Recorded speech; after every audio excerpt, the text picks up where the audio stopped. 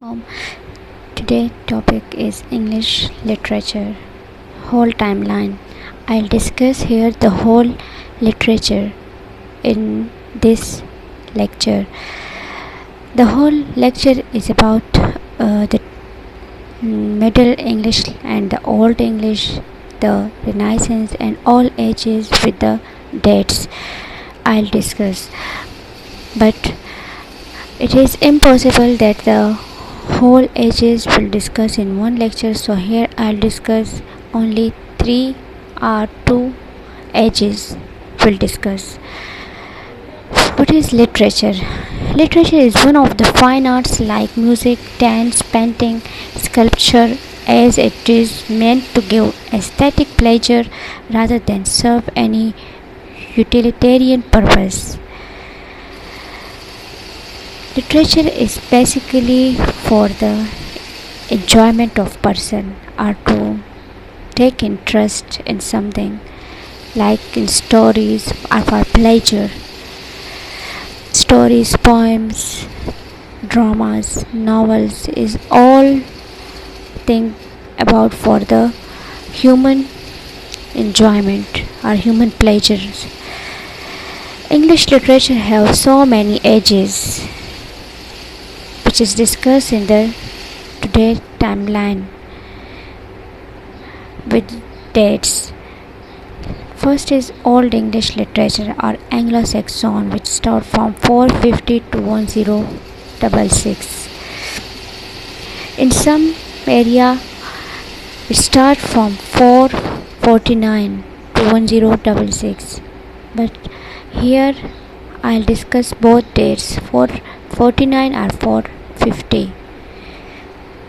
The next one is start from 1066 to 1500 Middle English, and then the Renaissance is from 1500 to 660, and the Elizabethan age is from 1558 to 1603.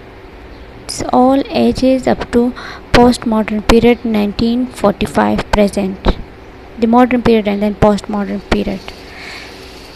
Now Anglo-Saxon period 449 to 1066. Anglo-Saxon period have some characteristics. Which characteristic? Epic poetry. Epic poetry have Anglo-Saxon epic poetry, and epic poetry has some characteristics. Here it was too long. Theme is weapons, war and death, values like honor and courageous.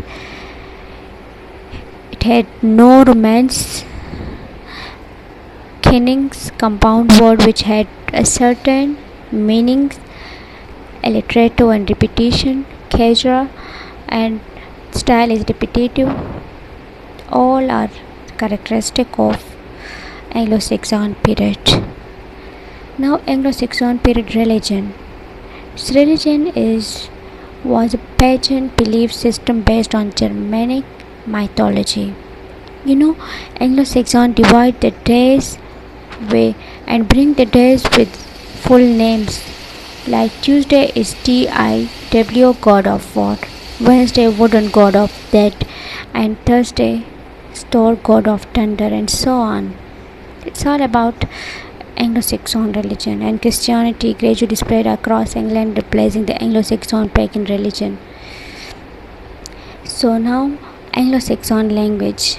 Old English was language spoken until Norman conquest of AD 1066. When influenced by Anglo-Norman language spoken by ruling class, it's gradually changed into Middle English. Anglo-Saxon language is before literacy in Old English or Latin became widespread. Runes were used for encryption. Anglo-Saxon literature include epic poetry, sermons, Bible translation, legal works, chronicles, and riddles. And the famous and the most really important Muslim MCQs come on this, that the most important work or poem of the Anglo-Saxon is Beowulf and the Anglo-Saxon Chronicle collection of writing important for early English history. But the whole discussion of Anglo-Saxon language it's come under the umbrella of Beowulf. Beowulf is really important work of the Anglo-Saxon language. Okay, Anglo-Saxon society there they lived in tribal groups with a high class of warriors, kings, emerged society developed and spoke Old English. The language is Old English. This was the language that Beowulf was written in. Beowulf is written in the Old English.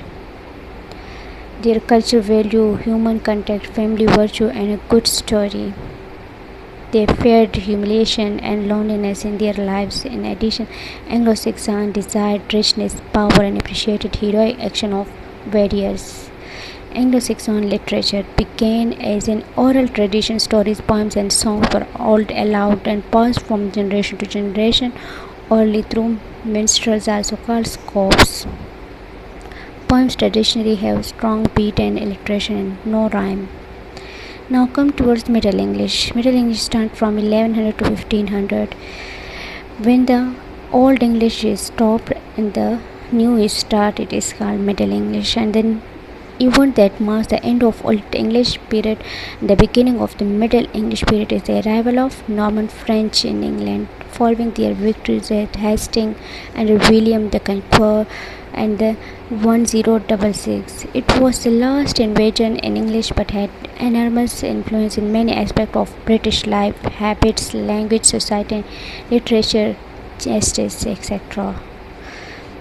The grammar of Middle English has very low pending compared with the Old English. The system undergoes significant changes. Before some pronoun, here our pronoun start from H, but in the Middle English they start from TH. Example is given below.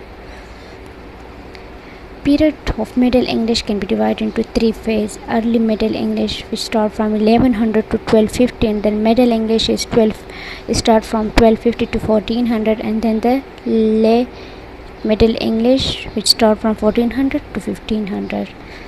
The author in the Middle English is Bacon, Roger, Caxton, William, Joseph Joffrey. The alliterative poems is the Pearl. There are four beautiful poems written in the West Middle dialect, and they are the Pearl, Purity, the Patience, Sir Gawain, and the Green Knight. The two distinct features of Middle English poetry are the development and the popularity of lyric form, the innovations in the metrical patterns, and some characteristic of Middle English. The Middle English is up to somehow is related to our modern English. Vocabulary, grammar, noun, verbs. The verbs is change. Grammar is mostly same with our modern English, and nouns and vocabulary. Now come towards Renaissance period literature. Renaissance. The word Renaissance is a French word which means rebirth, and it refers particularly to renewed interest in classical learning, the writings of ancient Greece and Rome. The Renaissance was a cultural movement that started in Italy and spread all over Europe. It is considered to be the division between the Middle Ages and the modern era. The Renaissance, the thinking of this period, also called humanist. Renaissance also worked for the humanity, and the humanists believed that the man should be the subject of study and not God, as the church and taught during the medieval period. The printing press. William Castron was the person who introduced the printing into England. Before said that the books were written out in the long line, what meant a very slow jog. William Castron. Thomas More was considered one of the greatest of all English humanists, mainly for the book Utopia, written in the Latin, in which were about imaginary island where everything is perfect. Utopia, it's really important. Utopia means nowhere in Greek. Thomas knew clearly that such an island could never exist. The stream of bliss where happiness runs and sorrow is banished is the most persistent of human fantasies and became a recurrent theme in many other British literature works. Bible. In 1604, King James I ordered 47 scholars to produce translation of the Bible to serve as official one of Anglicanism, this so-called King James Bible. It was published in 1611 and is considered a masterpiece of English prose. Now, William Shakespeare, 1564 to 1616. William was considered the greatest of all English authors. His tracts and plays are known worldwide, updated and are updated constantly. Romeo and Juliet, Hamlet, A Midsummer Night's Dream, Macbeth compares life to a candle, then to shadow, and to an actor, and finally to a story. This rapid shifting of metaphor is very characteristic of Shakespeare's work. Great writers from the Renaissance period: Christopher Marlowe, Sir Walter Raleigh, Robert Herrick, Andrew Marvell, William Shakespeare, John Donne, Ben Jonson, Francis Bacon, John Milton, John Bunyan, Edmund Spenser, Sir John Suckling, Richard Lovelace. Poetry of Renaissance or Elizabethan age. The major themes of this period is beauty or physical beauty, and you know he considered there is fear, it is sign of beauty, and physical beauty outward sign of spirit striving for perfection, humanist theory. Poetry of Elizabethan or Renaissance age. Poet writes to a lady who is inflexible. Man seeks her love but hopelessly. Her moods create the weather. Lady is usually not real, a stereotype. Mona Lisa. Carpe diem is a Latin phrase which means seize the day. Live for today, eat, drink, and be merry, for tomorrow we die. Pastoral poetry focuses on idealized countryside and the simple life. Three sonnet types: Petrarchan, that is Italian, Shakespearean, English, and Spenserian sonnets. Characteristic of all sonnets: meter, iambic pentameter, rhyme definite, but varies from sonnet to sonnet, 14 lines long. It's all discussion of literature is considered the it's all discussion of literature is the whole summary of these poems and poets' ages. Its main purpose is to keep all these things in one lecture, which is easily for study. Thank you.